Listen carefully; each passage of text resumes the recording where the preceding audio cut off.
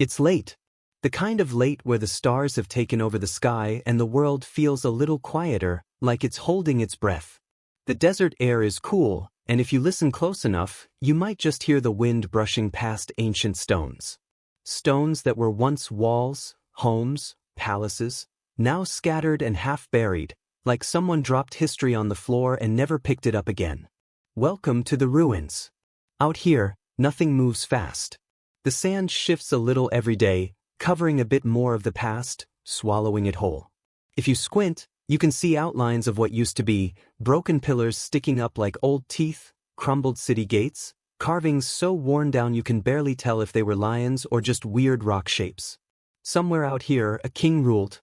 People worked, traded, argued over prices at the market, and probably got annoyed at the weather, just like we do now.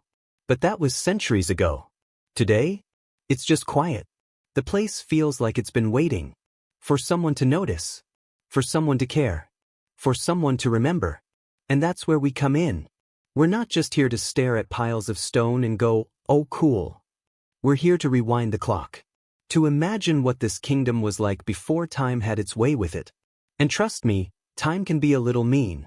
Leave anything out too long and boom, rust, rot, ruin. But let's get specific. We're talking about the kingdom of Meroe. Yeah, not Egypt. Not Rome. Not one of the big names that get all the Netflix specials. Meroe was its own thing, sitting right along the Nile, but farther south, in what's now Sudan. Think of it as Egypt's fascinating little cousin who liked to do things differently. While Egypt was busy building pyramids you've seen a million times, Meroe was building its own, just smaller and a bit steeper. Honestly, they look cooler in a less is more kind of way. But here's the thing. Most people barely know this place existed. That's why it feels like a secret. The kingdom lasted for centuries. We're talking about a whole stretch of history from around 800 BC to about 350 CE. That's a really long time to just live, thrive, and then disappear. And when it did disappear, it left us with questions. What happened here? Why did the people leave? How does an entire kingdom just vanish from the spotlight? That's the mystery. And mysteries are kind of irresistible, right? It's like finding an old, dusty diary in an attic. You have to open it. Let's rewind the clock. Close your eyes. Unless you're driving, please don't do that. Imagine this desert buzzing with life. The sun is blazing, yes, but the streets are busy. Merchants calling out their goods, kids running around with whatever ancient toys they had back then, priests in temples performing rituals to gods you might not have even heard of. There's music, there's smoke from cooking fires, there's the smell of fresh bread mixing with the smell of the Nile. This was no random settlement. Meroe was powerful. They had ironworking, they traded with Egypt and beyond, and they were rich in resources. The kings and queens, and yes, there were queens ruling here, called Candaces, were no joke. Some even fought off the Romans and won. Imagine ticking off Rome and getting away with it. Not many could say that. But all that is gone now. All we have left are the stones. The pyramids, smaller than Egypt's but somehow more mysterious, sit out here in the sand like abandoned chess pieces. If you visit today, you might be the only person out there. No lines, no tourist traps, no vendors trying to sell you authentic plastic statues. Just you, the wind, and these jagged shapes against the horizon. It's eerie. It's beautiful. And it makes you wonder, how does a place go from being a capital of power to this? That's what this chapter is about. Setting the stage. Taking that quiet moment to stand here, looking at what's left, and letting your brain wander. Because history isn't just dates and dusty facts. It's drama. It's people. It's stories. And Meroe's story is worth telling. Now, don't get me wrong, we're not going to sit here all night in the dark desert, just staring at ruins like some low-budget ghost hunters. We're going to dig deeper.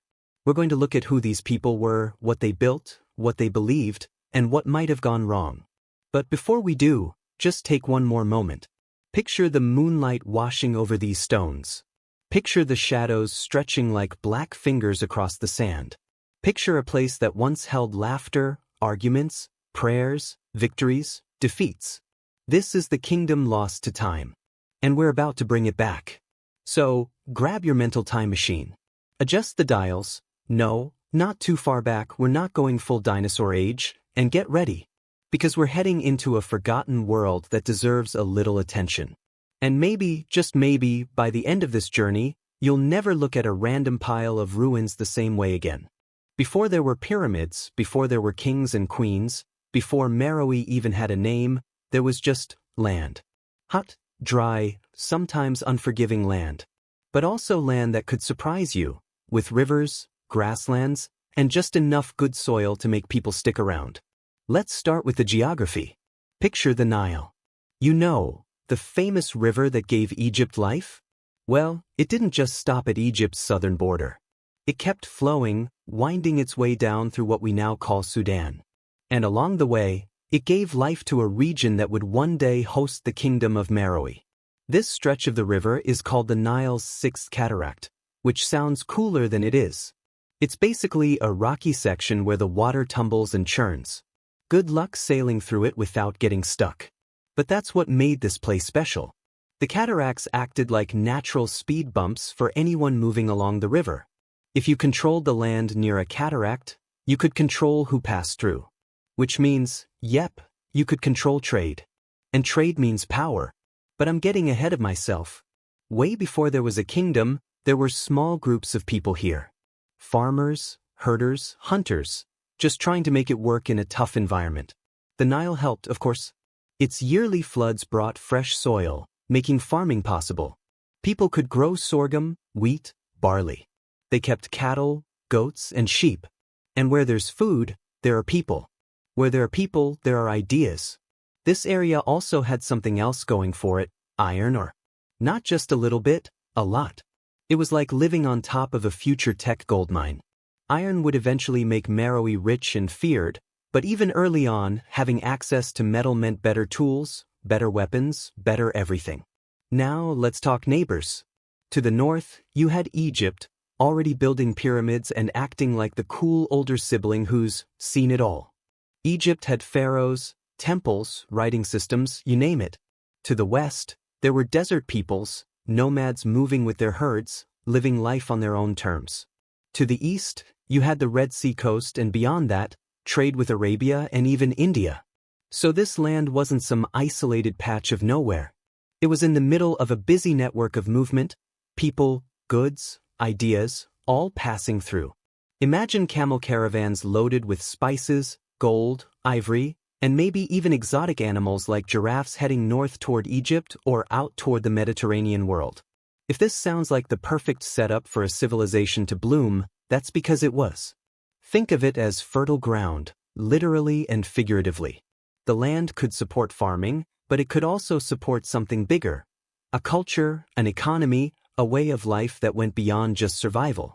People here were learning from Egypt, trading with it, sometimes even fighting with it. And every time that happened, they leveled up just a little bit more. But before we get to the kingdom, let's pause and picture this early land. It wasn't all desert back then. There were stretches of savanna, tall grasses waving in the wind, dotted with acacia trees. Herds of antelope probably roamed around. Hippos and crocodiles lounged in the Nile, pretending they owned the place. The air would be hot, but after the rains, the land could explode with green. Early settlers built small villages near the river. They made simple mud brick houses, fished from the banks, and learned how to work with the flood cycles. Over generations, they got really good at it. Slowly, villages turned into towns. Towns started linking up with other towns. And then someone, we don't know who, but let's imagine they were very charismatic, said, "Hey, what if we all work together?" The seeds of a kingdom planted. Another thing that made this land unique was its position as a cultural crossroads. You had influences coming from Egypt, yes, but also from deeper into Africa. This meant the people here weren't just copying Egypt, they were blending ideas, creating something new. Later, that's exactly what would make Meroe stand out. Its art, its gods, even its writing system looked different from Egypt's. But we're still in the pre-kingdom stage. Right now, picture early trade routes forming. Paths worn into the earth from generations of footsteps, donkeys, and carts. Picture fires burning at night as travelers rested, swapping stories and news from faraway lands. Picture small shrines where people left offerings, asking the gods for safe passage or good harvests. It's easy to think of this time as quiet and slow, but in its own way, it was buzzing with potential. Every year, more connections were made. Every year, people learned more about how to tame the river, how to use metal, how to defend their land. And somewhere along the way, someone realized that this place could be more than just a bunch of villages. It could be a center of power. A place people came to trade, to worship, to settle disputes. A place that could stand up to Egypt if it had to. That moment, whenever it happened, was the true beginning of Meroe. So, before we move on to the rise of the kingdom itself, let's stand here for a moment and take in the scene. No massive pyramids yet. No royal tombs. No iron furnaces belching smoke into the sky. Just a land with a river running through it, dotted with small settlements, buzzing with the low hum of human activity. It was waiting for someone bold enough to shape it into something bigger. Waiting for leaders, for builders, for dreamers. Waiting for Meroe. And next, we'll see how those dreamers made it happen. Every kingdom has an origin story. It's like a superhero movie, you need that dramatic, how it all started moment. Meroe was no different. The people here didn't just wake up one morning and go, cool, we're a kingdom now. They had stories about how their world came to be, about who ruled first, and about the gods who were watching over them. So, let's dim the lights and treat this like story time. Long ago, and we mean long ago, the world was wild and full of magic. The Nile ran free, animals roamed everywhere, and the first people were figuring out how to survive. In the myths of Nubia, there were gods tied to the river, the sky, and the sun. Some of them came straight from Egyptian tradition, like Ammonius, the hidden god of creation, but they often had their own local spin. One legend says that the first rulers of Kush, the larger kingdom that Meroe was part of before it became the capital, were chosen by the gods themselves. The ruler wasn't just a king or queen, they were a bridge between heaven and earth. The gods picked them to keep the world in balance, to make sure the Nile flooded, the crops grew, and chaos stayed far away. Sounds like a lot of pressure, right? Imagine waking up every morning thinking, better not mess this up or the river might not rise. But here's the cool part. In some stories, these rulers were women. The Candakes, or Candaces if you're reading Roman history, were warrior queens who led armies and stood toe-to-toe with foreign powers. One of the most famous legends tells of a queen who faced down the Romans and basically said, yeah, no thanks, we're good, when they tried to take her land. Rome left, probably annoyed but also impressed. Archaeology helps us piece together which parts of these stories might be true. We have temple carvings showing kings and queens standing before gods, receiving blessings, holding those weird crook and flail symbols that meant, I'm in charge. We have royal tombs with treasures buried inside, jewelry, weapons, pottery, all meant to help the rulers in the afterlife. But here's where it gets fun. We don't know everything. There are gaps in the record, and that leaves room for imagination. Like, we know the names of some early rulers, Alara, Kashta, Pi, but we don't know what they were like as people. Were they serious and stoic? Were they funny? Did they tell bad jokes at royal banquets? History doesn't say. So maybe we can picture them as larger-than-life figures. Maybe Alara, one of the first Kushite kings, was a wise and patient man who united the scattered peoples of the Nile Valley. Maybe Pi, who later conquered Egypt, had a dramatic flair. Historians say he made the Egyptian rulers bow to him and then wrote about it like he was posting the ultimate victory tweet. And the myths about creation? They're some of the most poetic parts of this culture. One story describes the god Ammonius taking the form of a ram, strong, proud, and protective, and fathering the royal line.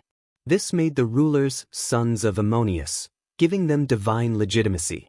If you visit the temples at Naka or Musaweret Yasufra, you can still see these ram-headed gods carved into the walls, blessing the kings and queens. It's kind of amazing. These people didn't just see themselves as farmers or traders or warriors. They saw themselves as part of a cosmic plan. Their job was to keep the world going, to make sure the sun rose and the river flooded at the right time. But they also had fun with their myths. There are scenes of feasting, music, dancing. Life wasn't just duty, it was celebration. When the floods came and the crops grew, there were probably parties that lasted for days. You can almost hear the drums if you stand in the ruins long enough and let your imagination do the work. So, let's blend the myth and the archaeology for a moment. Picture this. A young queen stands in a temple, incense curling around her, priests chanting as they crown her. Outside, the people cheer, not just because they like her, but because they believe the gods chose her. They believe her being queen means the world will keep spinning the way it should. At night, maybe she sits under the same stars we see today, wondering if she'll live up to the legends before her. Will she be remembered as a great warrior?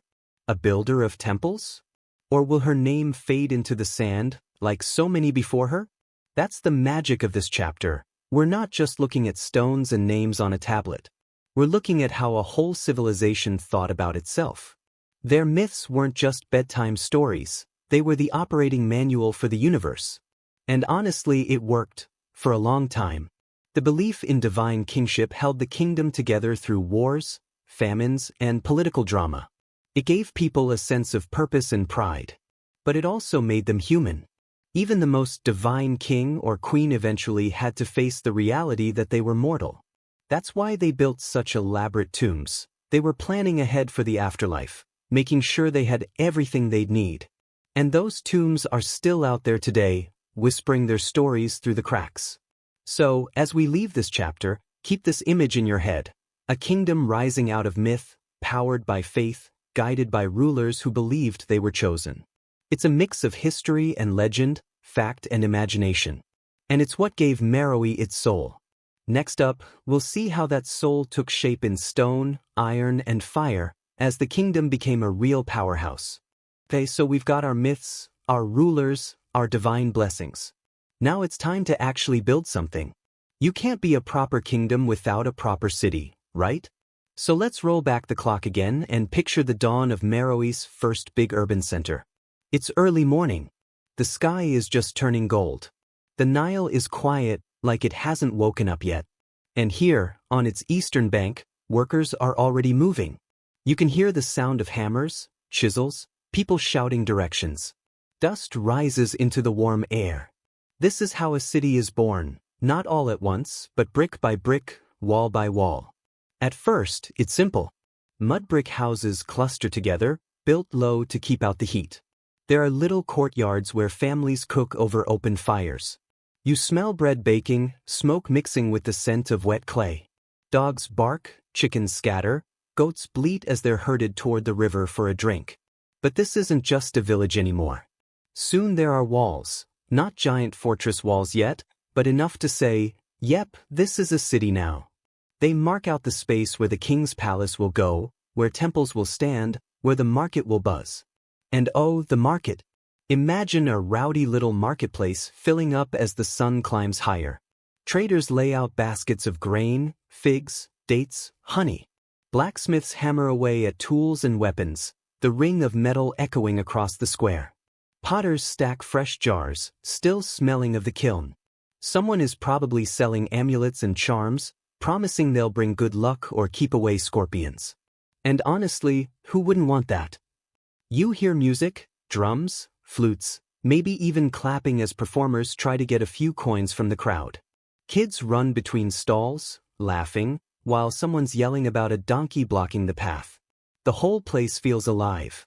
Temples start rising to big, blocky structures with wide doorways and carved pillars. Priests in white robes sweep the steps clean. Incense smoke curls into the air. Inside, statues of gods gleam in the morning light, decorated with gold and painted in bright colors. This is where the rulers come to give offerings, to ask the gods for good floods, good harvests, good everything. Daily life is busy but balanced. People wake with the sun, work through the heat, and cool off by the river in the evening. Meals are simple but filling: bread, lentils, vegetables, maybe some fish or goat meat if you can afford it.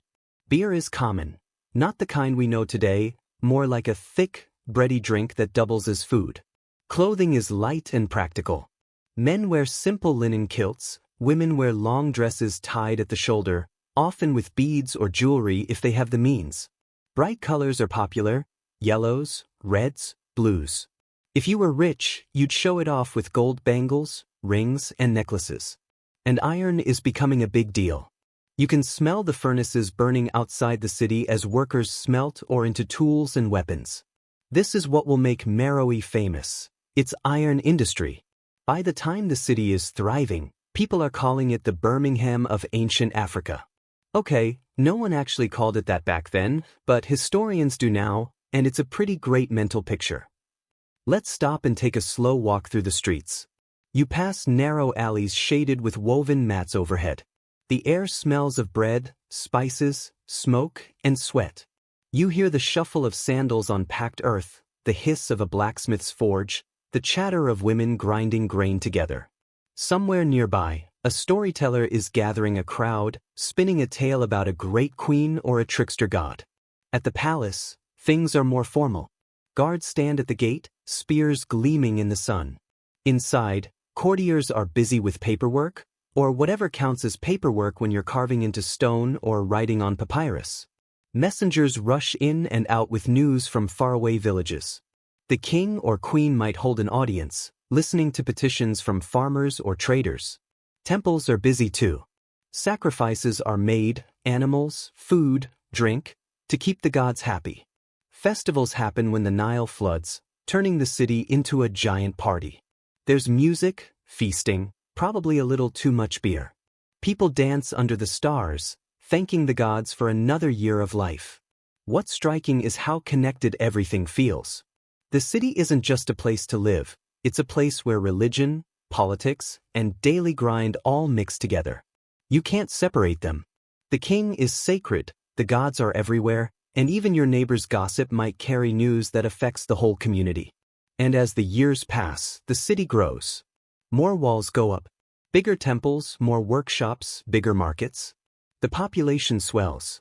Travelers from far-off lands arrive with new goods: ivory, leopard skins, incense from Arabia, even strange spices from India. In exchange, Meroe sends gold, iron, and grain northward. By now, the city hums with energy from sunrise to sunset. It's hot, noisy, sometimes smelly, but it's alive, the beating heart of a young kingdom. At night, things slow down. Fires glow in the courtyards. The stars come out in a sky so clear you feel like you could touch them. Somewhere, a priest is watching the constellations, trying to read the future. Families sit together, sharing food, telling stories about the gods and kings. Children fall asleep to the sound of distant drums. And that's how the first city of Meroe feels. A place where life is simple but grand, where every sunrise means another chance to build something bigger. By now, the kingdom isn't just an idea. It's a reality you can walk through, hear, smell, and touch. The ruins we see today are the bones of that world. But in its time, it was bright, colorful, and full of life. This was where Meroe became Meroe. Next, we'll see how this young city doesn't just survive, it thrives. It becomes a powerhouse, trading with neighbors, building its famous pyramids, and writing its name into history. We've seen the city, smelled the bread, heard the hammers. Now it's time to meet the people who made Meroe tick. Because a kingdom isn't just kings and temples, it's farmers, traders, priests, warriors, kids running around barefoot. It's everyone. So let's take a stroll through the city and say hi to a few locals. First stop, the palace. Here's the ruler, maybe a king, maybe a queen. Either way, they're decked out in gold, wearing a crown that looks heavy enough to give you neck pain. They're the heart of the social ladder, the chosen one of the gods. Their job? Keep the kingdom running, keep the Nile flooding, keep the neighbors from getting too rowdy. No pressure. Around them are priests. Lots of priests. These folks are busy people, always running rituals, making offerings, reading omens. They're like the kingdom's spiritual managers. You'd find them in the temples at dawn, lighting incense, chanting prayers, making sure the gods are paying attention. If something went wrong, like the floods were late, everyone was probably looking at them like, can you maybe talk to the gods about this? Next tier down, the nobles and warriors. These are the military leaders, the elite families, the people with nice houses and enough spare time to worry about politics. Warriors weren't just soldiers, they were the kingdom's shield. When enemies showed up, these were the people grabbing spears and saying, "Not today." Some probably rode chariots into battle, others fought on foot. The warrior class had honor, status, and probably really impressive scars to show off. Then we've got the artisans. These are the folks making the kingdom beautiful. Potters, weavers, metalworkers, builders. The ones who made the fancy jewelry, the iron tools, the carved statues. If you wanted a temple to shine, these were the people you hired. And they took pride in their work. You can still see their handiwork today in the ruins. Those carved rams, those detailed hieroglyphs, those delicate little beads buried in tombs. And, of course, the farmers. Without farmers, there is no city. These were the people out in the fields before sunrise, planting sorghum, barley, wheat. They lived close to the river, waiting for the floods, praying they'd be just right, not too high, not too low. Their lives were tough, but they were the backbone of the kingdom. They fed everyone, including the king. Religion was everywhere. If you lived in Meroe, you couldn't go a day without thinking about the gods. They were in the sky, the river, the fields. Ammonius the ram god was a big deal, but there were others too. Lion-headed gods, fertility gods, protective spirits. Rituals were constant. Sacrifices of animals, food, beer, anything to keep the gods happy. Big festivals were held under the stars, with music and dancing that probably lasted all night. Imagine drums pounding, torches blazing, people in bright clothes moving in rhythm. It wasn't quiet, solemn religion, it was celebration. Family life was at the center of it all. Homes were small but cozy. Parents, kids, maybe grandparents all shared space. Daily chores were a group effort, grinding grain, fetching water, weaving baskets. Meals were shared, stories were told. At night, maybe someone told a myth about the first king or a trickster god, kids falling asleep before the story ended. And speaking of kids, yes, they had fun too. We know from carvings and artifacts that kids played with clay animals, dolls, little toys. They probably chased each other around the courtyards, made up games by the river, dared each other to jump from the highest rock, because kids have always been like that. Gender roles were interesting here. Women weren't just background characters. They farmed, wove, traded, raised families, and some ruled as queens. Candaces weren't just ceremonial, they led armies and negotiated with foreign rulers. That means women had real power, at least at the top. Everyday women probably had busy, full lives, running households, making sure there was enough food, keeping everyone alive and clothed. Men worked the fields, fought in wars, built the big projects. But in many ways, it seems like society worked best when everyone played their part. And here's something to remember, these weren't just ancient people living gray, boring lives. They laughed, argued, dreamed. They worried about the weather, the crops, the next tax collection. They celebrated weddings, mourned losses, bragged about their kids. They weren't so different from us. Let's pause and picture one ordinary day. The sun rises. Roosters crow. Farmers head out to the fields with tools on their shoulders. Smoke rises from hearths as women bake the first round of bread. Children run through the alleys, shouting, before someone tells them to go fetch water. The market slowly comes to life. By midday, the city hums, deals being made, priests chanting, blacksmiths hammering. By sunset, people gather in courtyards, eat together, watch the stars come out. And somewhere, a group of warriors is probably sharing beer, telling ridiculous stories about battles. Stories that get more dramatic with every retelling. This is what made Meroe feel alive. Not just the monuments or the iron furnaces, but the people who filled its streets and fields. They built the kingdom, they kept it running, and they gave it its personality. So next time you see a picture of those lonely pyramids in the sand, remember, they're not just tombs. They're markers of a whole society that laughed, danced, prayed, and lived full lives right here. And now that we know the people, it's time to see how they took their kingdom to the next level. How they turned Meroe into a force powerful enough to rival Egypt and impress Rome. Alright, we've met the people. We've seen their city. Now it's time to follow the money. Because Meroe didn't just survive, it thrived. And it thrived because it was sitting in the middle of a trade network that stretched for thousands of miles. Picture a map for a second. Meroe is right along the Nile, south of Egypt. To the north, you've got Egypt and the Mediterranean world. To the east, the Red Sea and Arabia. To the west, deep Sahara routes leading to other African kingdoms. To the south, lands rich with gold, ivory, animal skins, and maybe even exotic animals like giraffes. Basically, Meroe was like the perfect middleman, and being the middleman pays really well. Trade caravans came and went all the time. Imagine this: a long line of camels, donkeys, and people walking under the blazing sun, carrying everything from gold nuggets to baskets of incense. You'd hear the jingle of harness bells, the creak of leather, the low grumble of tired animals. At night, the caravans would camp just outside the city, fires flickering, people telling stories about the places they'd seen. Merchants were like the influencers of the ancient world.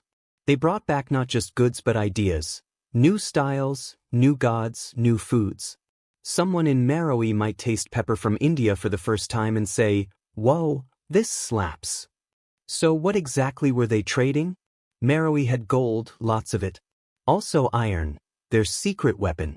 They made iron tools, iron weapons, iron everything. That gave them a huge advantage because iron lasts longer and works better than bronze. They also traded ivory, which was super valuable back then. Picture carved ivory combs, handles, little statues, basically luxury goods. They had animal skins, exotic pets, incense, and even prisoners of war who were sold into slavery, a grim but real part of ancient trade. In return, they got wine, oils, fancy pottery, jewelry, and maybe a little gossip about what Rome was up to that week. This wealth changed everything. With money coming in, the rulers could build bigger temples, bigger palaces, and of course, those famous pyramids. They weren't as huge as Egypt's, but there were more of them. Today, Sudan actually has more pyramids than Egypt, over 200. Meroe's skyline must have been amazing back then, dotted with sharp, steep pyramids glowing in the desert sun. Art got an upgrade too. Statues were carved with more detail, jewelry got fancier, and murals in temples became more colorful. You can almost feel the pride of the city when you look at these pieces today. They were saying, "We've made it." Trade also fueled discovery. The more the merchants traveled, the more they brought back news of the world. Imagine someone telling the king about strange ships on the Red Sea, or about spices from India that could make food taste better, or about rumors of Rome marching on Egypt. This information was priceless. It helped Meroe stay ahead of rivals and plan for whatever was coming next. And with trade came a more cosmopolitan vibe. The city wasn't just Meroitic anymore. It was full of travelers, foreigners, different languages mixing in the market. A Greek merchant might be haggling with a Nubian trader while an Arabian caravan leader looks on, waiting for his turn. The city must have felt alive, buzzing with energy and ideas. Let's slow down and take a walk through one of those trading days. The sun is just rising, but the market is already packed. You smell spices, hear the clink of coins. A merchant from the south lays out tusks of ivory taller than a man. Another shows off gold dust kept in tiny bags. Somewhere nearby, a group of women sell dyed cloth so bright it almost hurts your eyes. You pass a storyteller surrounded by kids, acting out a tale about a merchant who tricked a river spirit and got away with treasure, a nice bit of entertainment while deals are made. In the palace, scribes are keeping track of taxes, counting goods coming in and going out. The ruler is planning which temple to build next, which city wall needs expanding. Every trade deal strengthens their power. Even the priests benefit. More wealth means bigger sacrifices to the gods, bigger festivals, bigger parties under the stars. This golden age also gave Meroe confidence. They weren't just Egypt's neighbor anymore. They were a serious power. At times, they even pushed north and took control of Egyptian lands. When Rome later conquered Egypt, Meroe didn't just bow down. They fought back and signed a peace treaty on their own terms. That's how strong they had become. But here's the thing. With great wealth comes great responsibility and a little drama. As Meroe got richer, the ruling class had to work harder to keep everyone happy. Farmers needed fair water distribution, Merchants needed safe roads, priests needed their temples stocked. Balancing all that was tricky. But for a while they pulled it off. And for that while life must have felt good. Picture the city at its height. Pyramids on the horizon, smoke rising from iron furnaces, caravans lining up outside the gates. The market buzzing, the temples full, the people proud of what they'd built. At night, the stars stretch across the sky, the drums beat, and the whole city celebrates another successful trading season. Children fall asleep dreaming about far-off lands their parents just told them stories about, lands they might one day see for themselves. That's the magic of this chapter. Meroe isn't just a city in the desert anymore. It's a hub, a crossroads, a place where the world comes together. Next, we'll look at how this golden age eventually started to crack, and what forces began to pull Meroe down. But for now, let's leave them here at the top of their game, basking in the glow of wealth, trade, and discovery. Alright, we've talked about trade, temples, and markets. But let's be real, no kingdom lasts this long without knowing how to throw down. Meroe wasn't just a land of farmers and traders. It was a land of warriors. And these warriors were no joke. Picture this, the sun is setting, painting the desert red. The city walls glow in the light. Outside, a group of warriors gathers, shields on their backs, spears in their hands. They look calm, but you can feel the tension. Somewhere in the distance, a rival tribe, or maybe an army from Egypt, is on the move. Tonight, Meroe marches. First, let's look at their army. Meroitic warriors fought with spears, bows, and swords, mostly iron, because remember, these folks were the Iron Kings and Queens of the region. Their shields were often made of leather or wood, round or oval, light enough to carry but strong enough to block a spear. They weren't just foot soldiers either. Some rode horses, some rode in chariots. Imagine the sound of chariot wheels on hard-packed earth, the creak of leather harnesses, the snort of horses ready to charge. When these rolled into battle, you knew things were about to get serious. And archers? Oh man, the archers of Nubia were legendary. Even the Egyptians wrote about how good they were. These were the folks who could hit a target at long range, raining arrows before the enemy even got close. If you were invading Meroe, you probably heard the hiss of arrows before you saw a single warrior. Now, let's talk battles. One of the most famous moments came much later, when Meroe's queen, a Candace, some say Amanirenas, stood up to Rome. After Rome took Egypt, they thought they could just waltz south and take Meroe too. Bad idea. The Meroitic army fought back hard, ambushing Roman garrisons, even taking statues of Augustus and dragging them home as trophies. Imagine that, Rome, the empire that conquered half the known world, getting dunked on by a queen from the south. Eventually, they made peace, but on Meroe's terms. That's a flex. But the battles weren't just against big names like Rome. There were smaller clashes all the time, raids, border fights, defending trade routes. That's why the army mattered so much. Meroe's wealth would have been easy pickings if it wasn't for warriors willing to guard the kingdom's edges.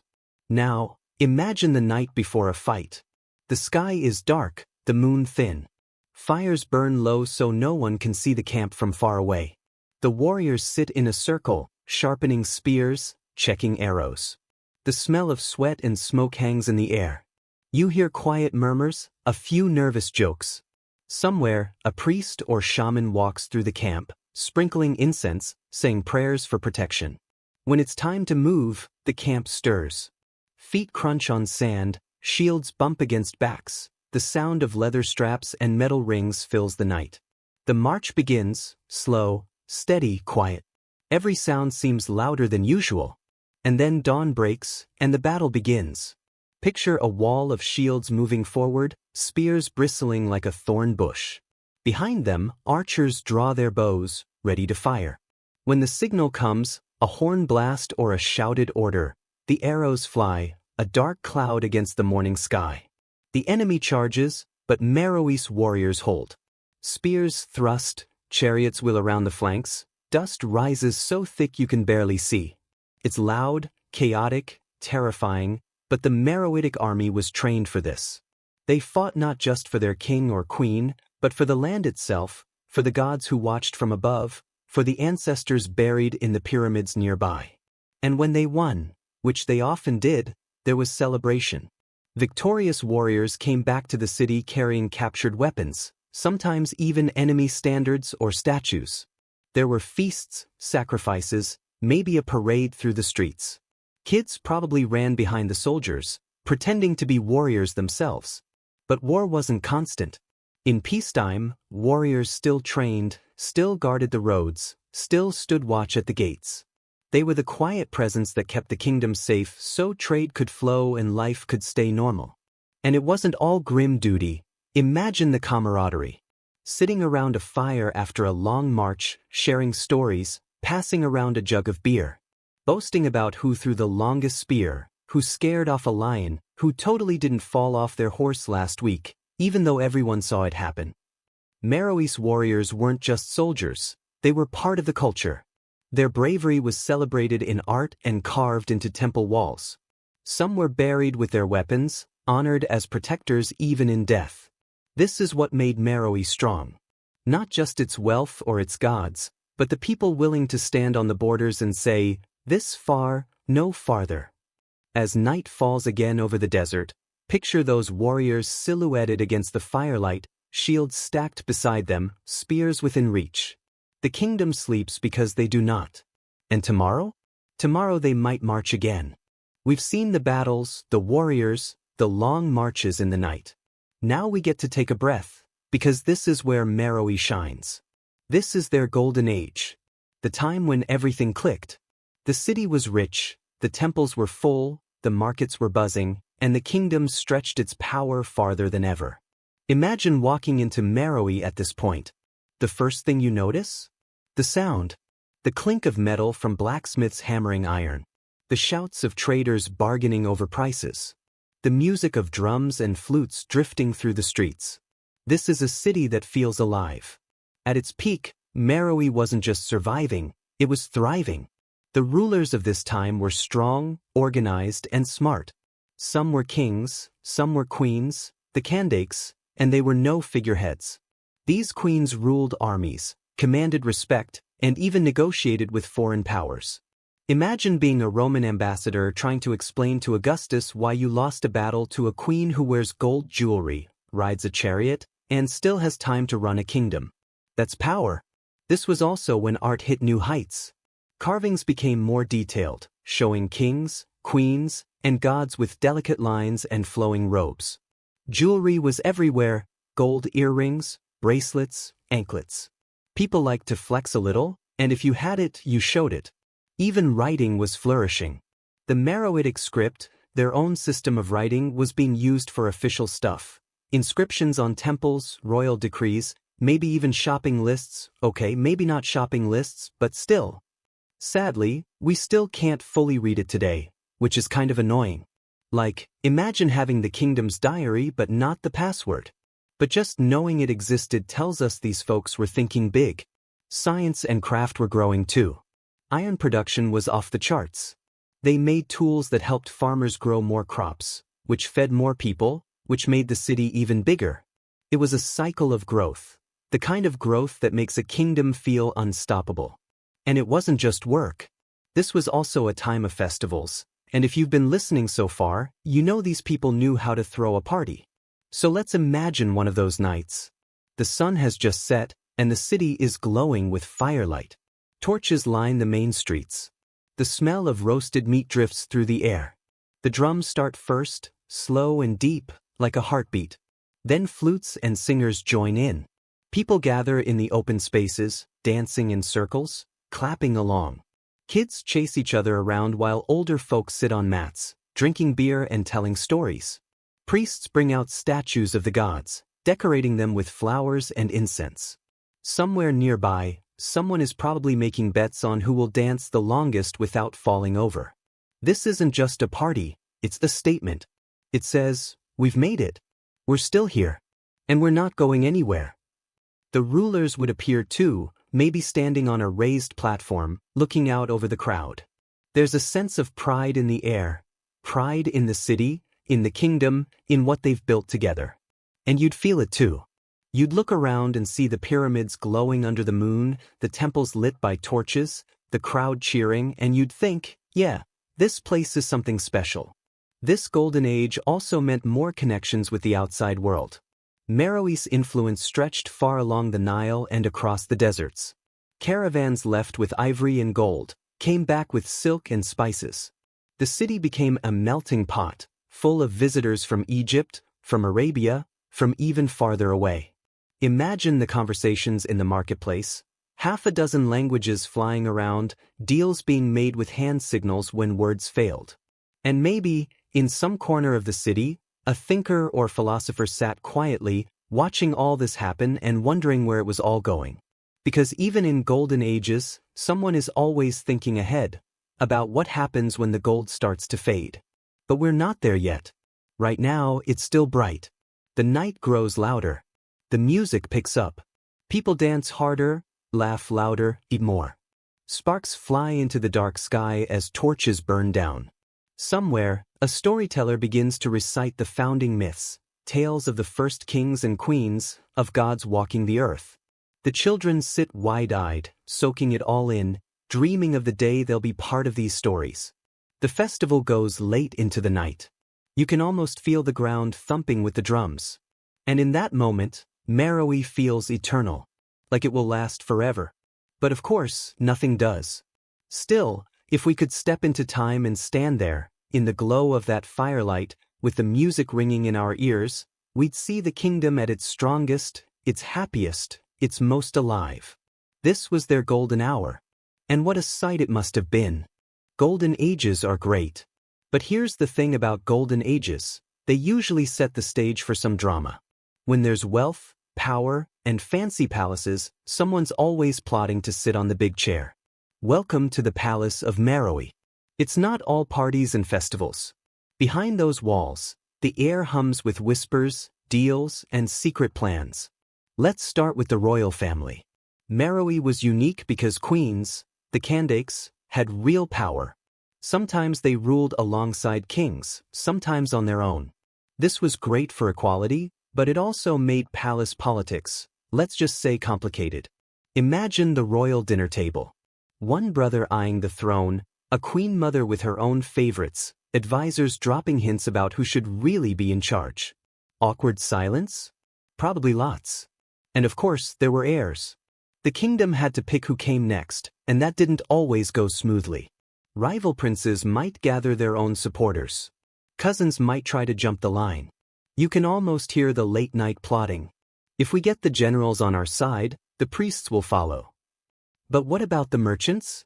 We bribe them with tax breaks. Classic palace politics. Let's imagine one of these moments. It's late. The palace torches burn low. In a side chamber, two nobles lean close, voices barely above a whisper. One has a cup of wine in hand, the other nervously glances at the door every few seconds. They're planning to back a younger prince over the older one. But because the younger prince promised them more land. They swear loyalty, seal it with a drink, and slip out into the night. The next morning, rumors are everywhere. Servants talk, guards overhear things, and soon everyone knows the kingdom is about to have some drama. And sometimes, these plots turned into real coups. Imagine waking up to find the palace gates locked, the royal guard standing at attention, and a new ruler being crowned in the main square, all before breakfast. Some rulers were ruthless. They exiled rivals, maybe even executed a few. Others were more forgiving, choosing to make their enemies into allies. But either way, power changed hands and the kingdom moved on. Allies weren't always local either. Sometimes a prince or queen would make a deal with outside powers, Egypt, desert tribes, or later even Rome. It was risky, but if it worked, it could tilt the balance in their favor. Of course, that also meant letting outsiders poke around in Meroe's business, which wasn't always popular. And then there were the scandals. Picture this, a royal wedding meant to seal a peace deal. Everyone's dressed up, the whole city is celebrating. And then, at the last minute, the bride refuses, or the groom runs off, or someone announces they're secretly in love with a rival. Suddenly the peace deal is off, and there's shouting in the throne room. Or maybe someone accidentally drops a little too much poison in someone's wine. You know, just enough to solve a political problem. The thing is, these little moments shaped the kingdom just as much as the big battles did. Every alliance, every betrayal, every backroom deal shifted the direction of Meroe's future. Even the priests got involved. They had power. After all, they were the voice of the gods. If they backed one heir over another, that could decide everything. So imagine priests in their temple at night, debating. Which one do we say is chosen by the gods? The one who promised to expand the temple. Yes. The gods are clearly in favor. And just like that, the divine stamp of approval was given. But palace intrigue wasn't always bloody. Sometimes it was almost funny. One story goes that a ruler once built a massive feast just to lure rivals into the palace, not to hurt them but to bribe them with gifts and good food. By the end of the night, everyone was friends again. Honestly, that might be the best kind of coup. No swords, just snacks. Still, the constant plotting had a price. It drained energy that could have gone to running the kingdom. While factions fought in the palace, trade could slow, roads could go unguarded, enemies could get bold. Palace drama might have been entertaining for those inside, but it left cracks in the kingdom's walls, metaphorically and literally. Picture the city from the outside during one of these tense moments. The streets are quiet. Merchants whisper about who will be in charge next. Farmers hesitate to bring in their crops until they know which side to support. The whole place feels like it's holding its breath. And then, when the dust settles and a new ruler takes the throne, life rushes back. The markets reopen, the drums start again, the city exhales. But those cracks never fully go away. Each plot, each coup, each betrayal leaves a scar, and eventually, those scars add up. For now, though, let's stay in that chamber with the nobles, the air thick with smoke, the whisper of sandals in the hallway outside. The kingdom's future is being decided over wine, under torchlight. Tomorrow, the city will wake up to a new order. Some will celebrate, some will be furious, and some will start planning the next plot. Because in Meroe, intrigue never really stopped. Golden ages never last forever. You can almost feel the shift before anyone says it out loud. The music at the festivals doesn't sound quite as loud. The markets aren't as full. And in the palace, the smiles seem just a little more forced. This is where Meroe starts to feel the strain. Let's start with the basics, food. For a kingdom built on farming, a bad harvest hits hard. Imagine the rains don't come when they should. The river runs lower. Farmers stare at their fields, hoping for clouds that never appear. Soon there's less grain, which means higher prices. People grumble. Hungry people are cranky people, and cranky people start asking, what are our rulers even doing up there in that palace? And then there's the money problem. Meroe had grown rich off trade for centuries, but now some of those trade routes are shifting. Maybe rivals control key roads, maybe outside powers like Rome are taking a bigger cut of the profits, maybe other kingdoms are rising in the south and keeping their gold and ivory to themselves. Whatever the reason, the gold isn't flowing like it used to. Picture the royal treasurer pacing the floor, counting coins, trying to figure out how to pay for the army, the temples, the roads, and realizing there just isn't enough. Taxes go up. Merchants complain. Some might even refuse to pay. That leads to more guards being sent out, more tension, and suddenly the kingdom feels less like a celebration and more like a pressure cooker. And don't forget the palace intrigue we talked about. That never really stopped. Factions still fight for power, and when the kingdom is struggling, those fights get nastier. Imagine two rival groups in the palace, both claiming their chosen heir is the only one who can save the kingdom. Arguments turn into shouting matches turn into brawls, and before you know it, there's a full-on coup attempt. All while the farmers outside are just trying to survive another dry season. Religion becomes a battlefield too. When times get hard, people start asking if the gods are angry. Priests argue over what sacrifices to make, which god is being ignored, whose fault it is. Some might even split off, forming rival cults, saying the old ways have failed and the kingdom needs new rituals. You can imagine the festivals turning tense. Instead of joyful dancing, there's worry. Instead of laughter, there's debate. People are on edge. And then come the revolts. Somewhere out in the countryside, a group of farmers decides enough is enough. They refuse to send their grain to the city. Maybe they even attack a tax collector. Word spreads fast, soon other villages join in. The rulers send soldiers to put down the rebellion, but that costs more money and more lives. The kingdom starts to feel stretched too thin. Remember all those roads and forts that protected trade? They need upkeep, and if they fall apart, raiders move in. A caravan is attacked here, a border town is burned there. The once safe kingdom feels vulnerable. People start building walls around their homes, sleeping with their weapons close. You can almost feel the fear in the air.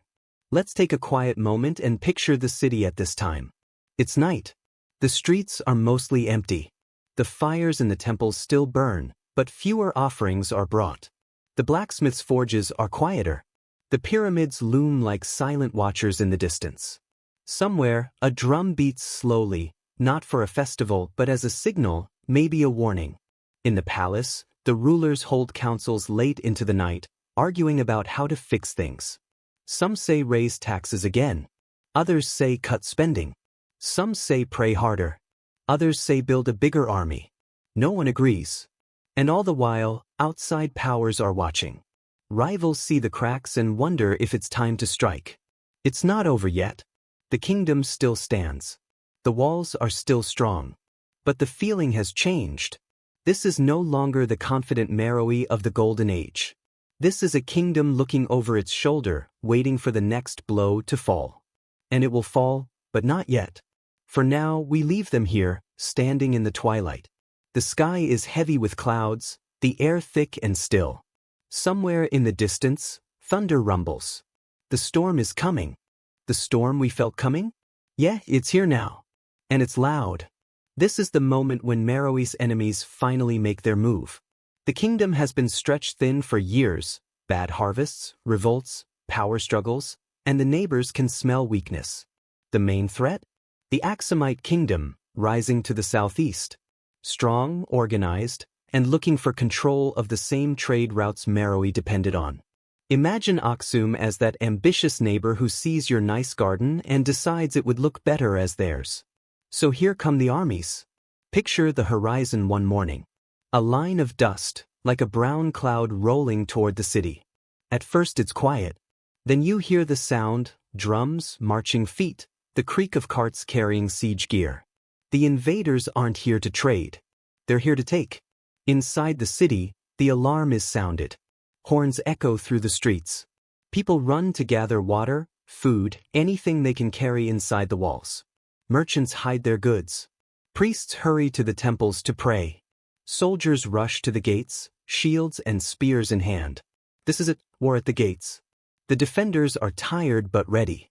Some of them are veterans of past battles, others barely old enough to fight.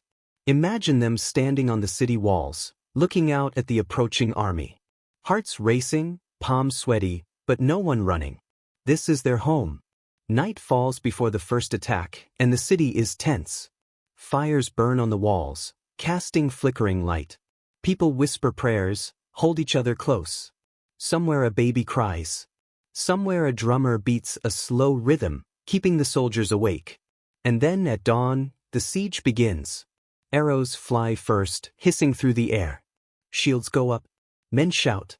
The gates shake as rams slam into them. The defenders fire back. Arrows, spears, maybe even stones from slings. The clash is deafening.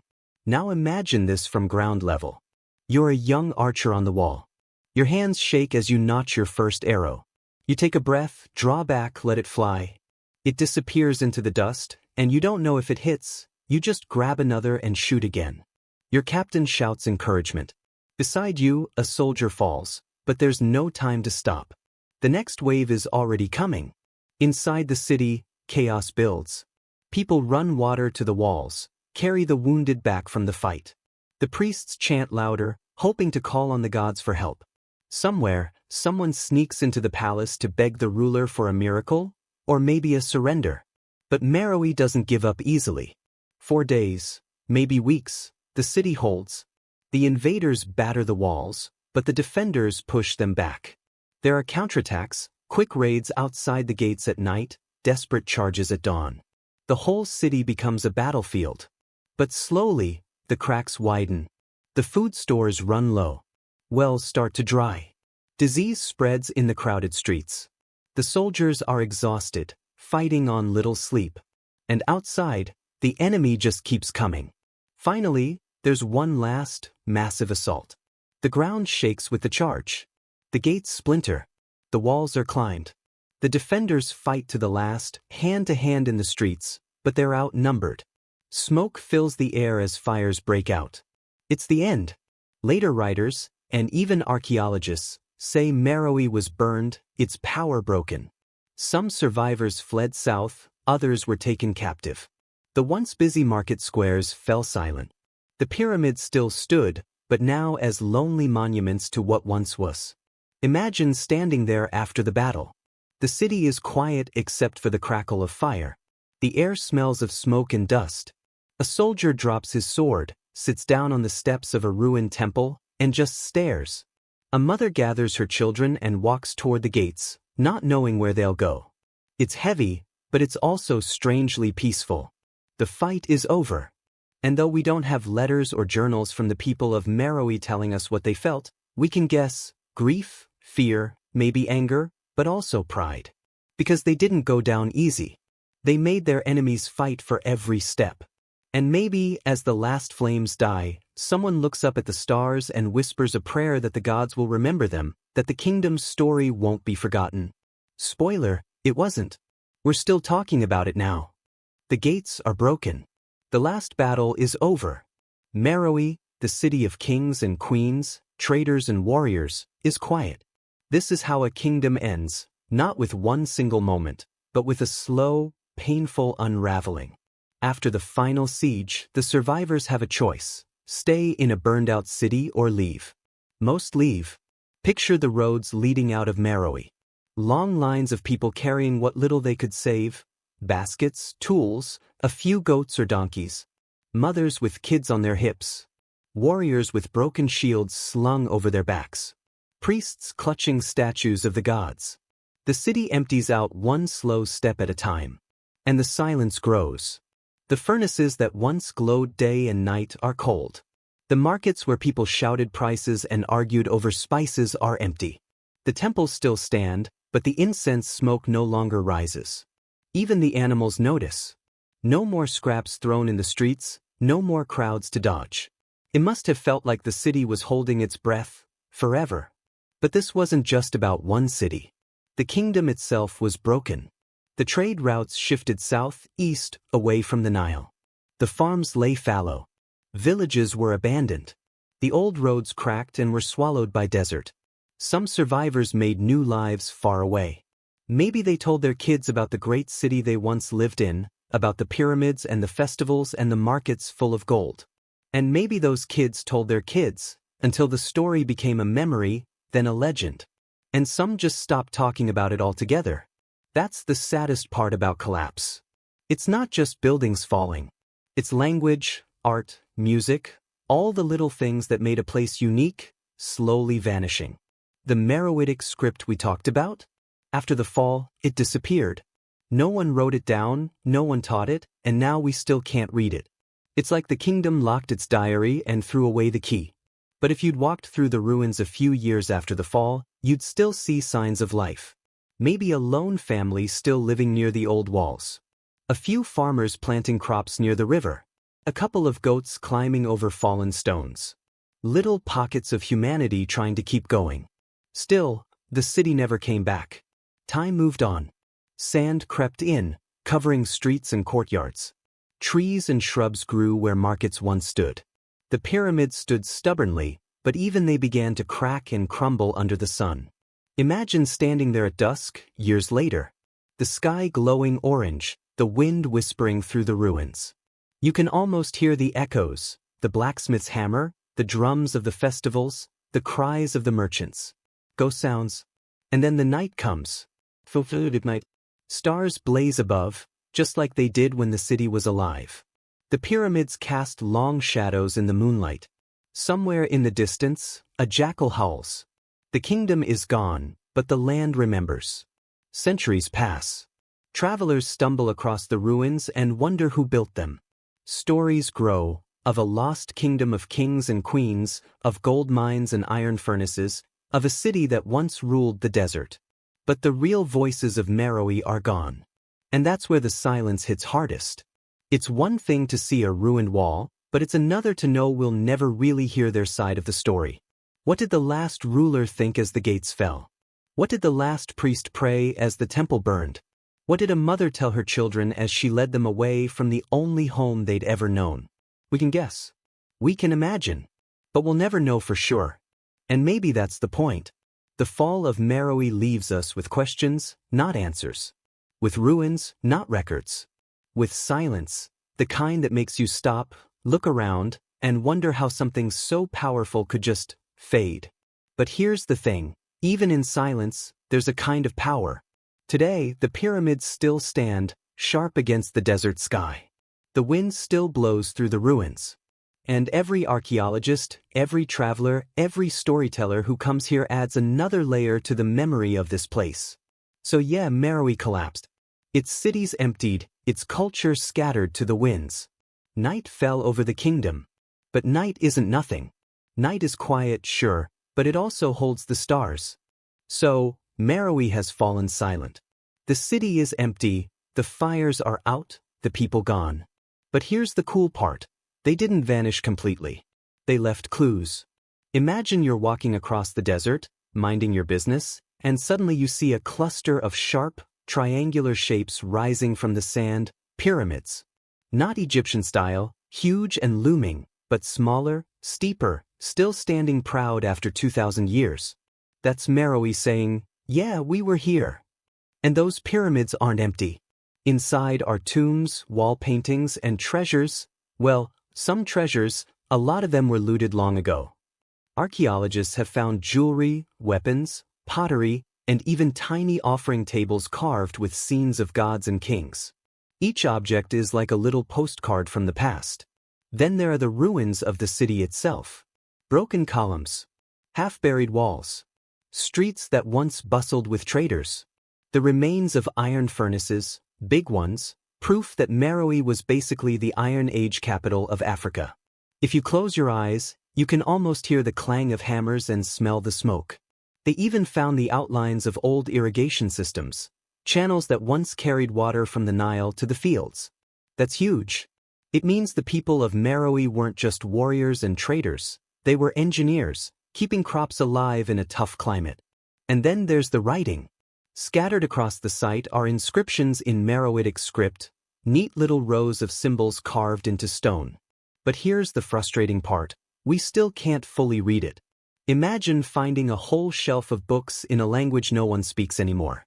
You know they hold stories, maybe about kings, about battles, about love, about taxes. Okay, maybe not the most exciting stuff, but you can only guess what they say. That's where we are with Meroe. And honestly, that's kind of cool. The mystery makes the ruins feel alive. You walk among the pyramids and think, what did this city sound like? What jokes did these people tell? What did they sing about when they were happy? What were they afraid of? We may never know all of it, but archaeology has given us pieces of the puzzle. Pottery shards that show what they cooked and ate. Tools and weapons that show how they worked and fought. Temples that tell us who they worshipped.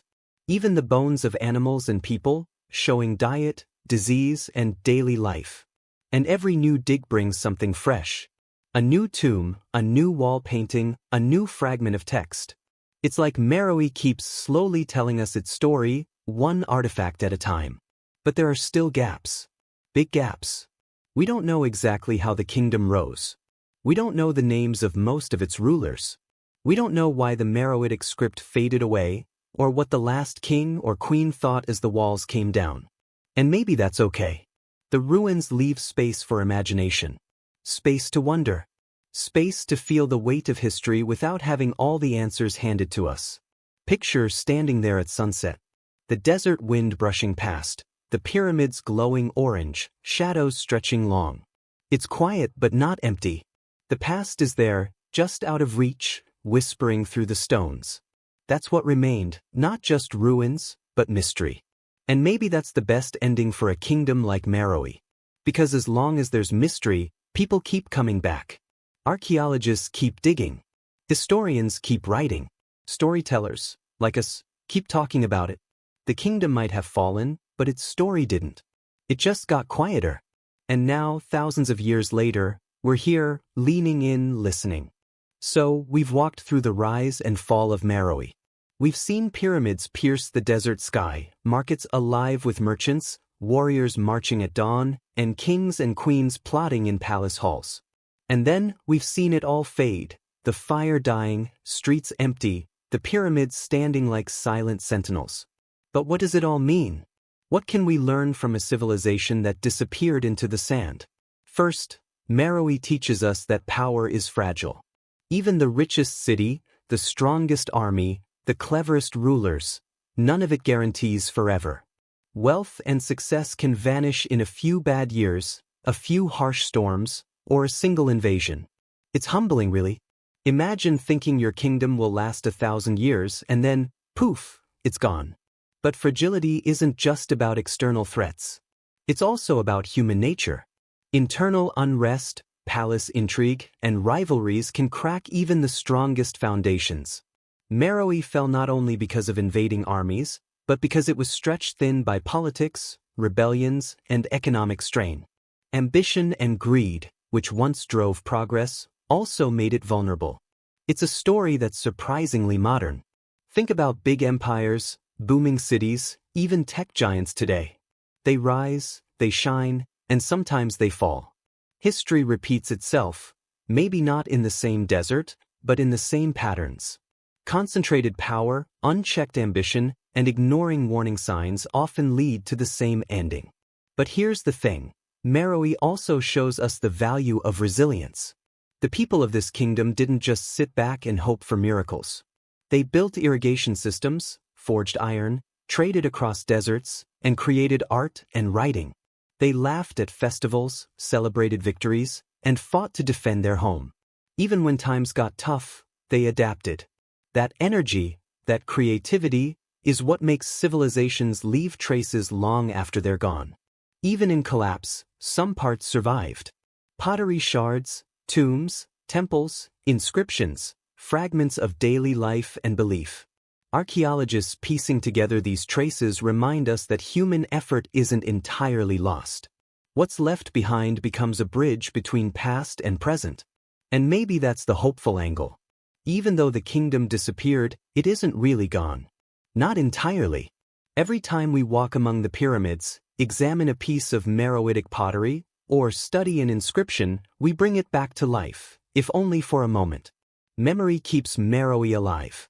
Stories, research, and imagination preserve the spirit of what once was. This gives us another lesson. Greatness isn't just measured by power or wealth, but by what endures. Even small traces, a clever irrigation system, a song, a piece of jewelry, can echo across centuries.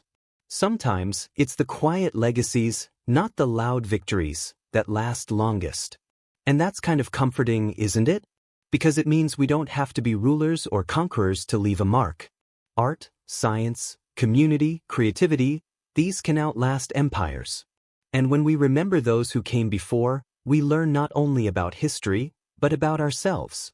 There's also a lesson about perspective.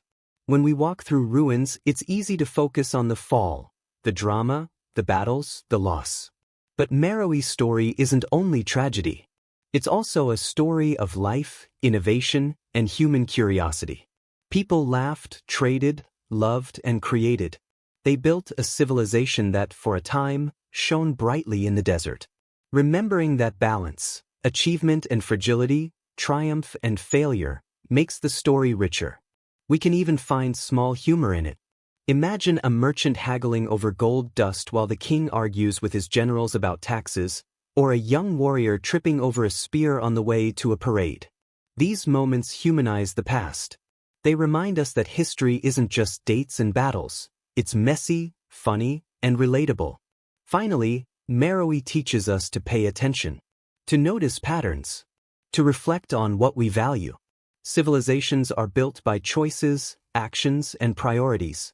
When trade dries up, when leaders bicker endlessly, when resources run short, cracks appear. And if we ignore them, history shows us where that path leads. But learning from the past doesn't have to be heavy. It can be inspiring. We can look at Meroe and see a civilization that dreamed big, built hard, and left something behind. And then we can take that energy, the creativity, the curiosity, the resilience, and carry it forward. So, what really remains from the Forgotten Kingdom? Not just ruins, not just shards, not just empty pyramids. It's the story itself.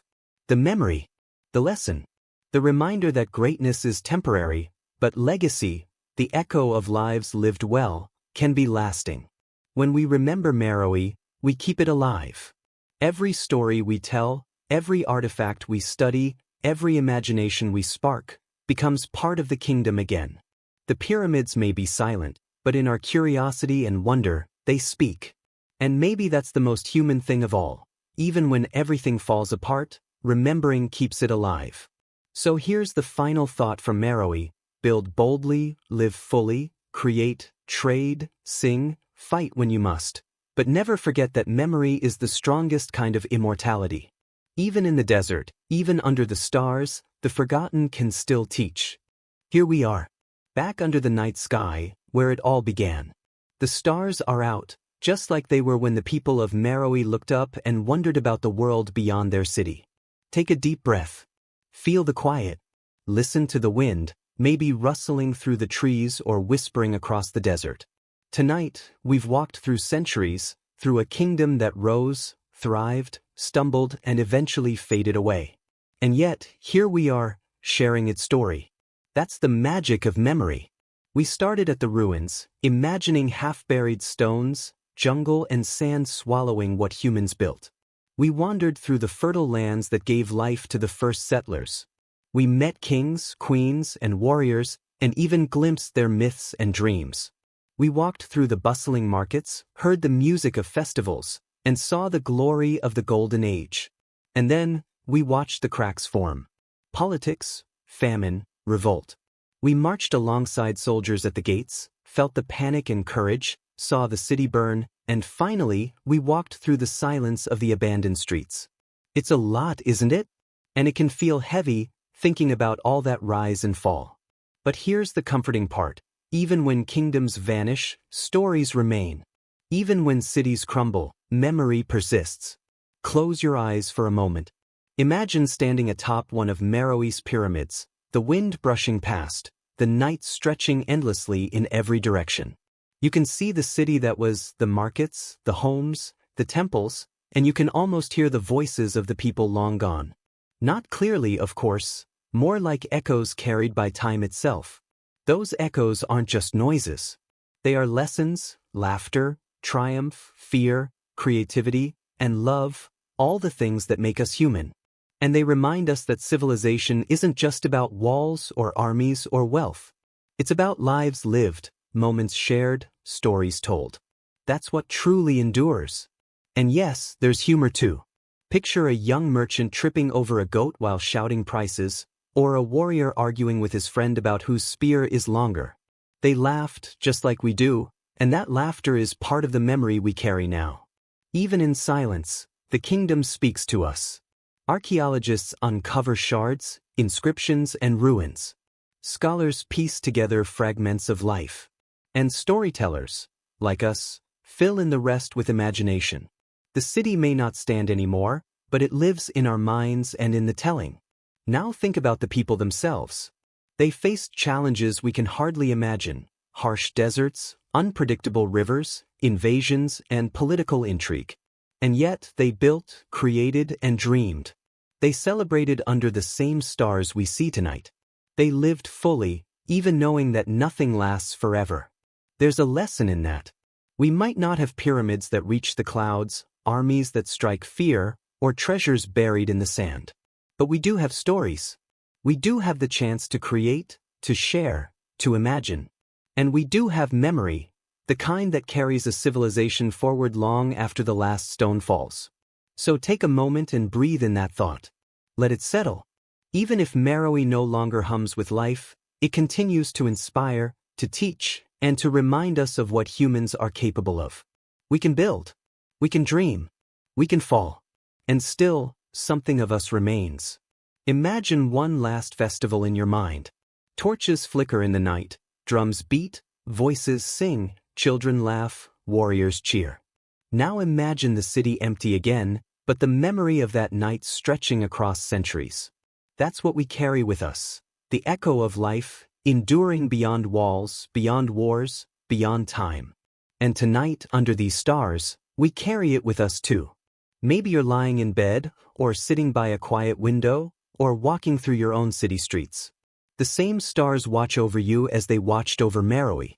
And just for a moment, you're connected to those long-gone voices. Their stories mingle with ours. Their laughter blends with ours. Their triumphs and losses remind us to notice, to imagine, and to cherish. It's calm now. The desert is quiet, the pyramids are still. The wind whispers gently, and the stars blink overhead. And as we end this journey, remember this: Meroe may be gone, but its story isn't. It travels through time, through memory, through the way we tell it. It lives wherever curiosity, wonder, and imagination exist. So close your eyes. Think of the city once alive, of markets and temples, of warriors and merchants, of queens and priests. Picture the stars over the pyramids, the wind carrying faint echoes of laughter and drums. And let that thought settle into your mind. Tonight we walked through a kingdom that no longer stands, yet still lives in memory. And as the night stretches on, one thing becomes clear: human stories endure. They flicker and fade, yes, but they also shine again, each time we remember, each time we imagine, each time we share. So here's the final thought.